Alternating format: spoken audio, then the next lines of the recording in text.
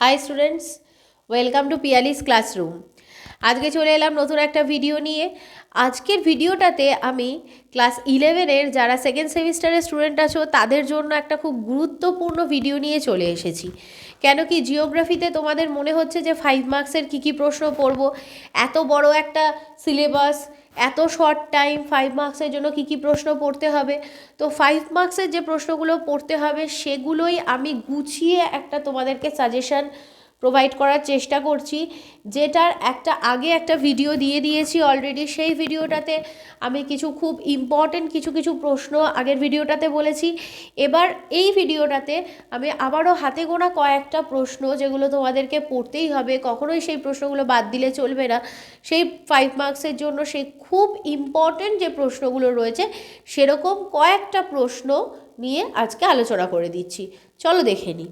তো ফার্স্টে দেখো, আজকে যেটা বলেছি, আবহাওয়া, জলবায়ু আর বায়ুমণ্ডলের চ্যাপ্টার থেকে পৃথিবীর উষ্ণতা বন্টনের তারতম্যের কারণ ব্যাখ্যা করো। নিয়ত বায়ু প্রবাহ কাকে বলে, এর শ্রেণীবিভাগ করো ও তার বিবরণ দাও। নিয়ত বায়ু কাকে বলে লিখে নেবে।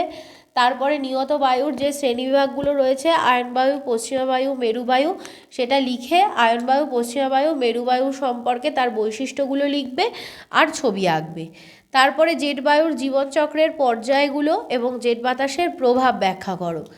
এই প্রশ্নটাও খুব ইম্পর্টেন্ট, ভালো করে পড়বে।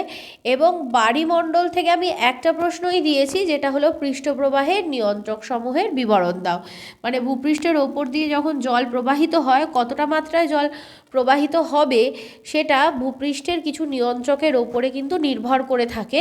তো সেই বিষয় সম্পর্কে বর্ণনা চাওয়া হয়েছে।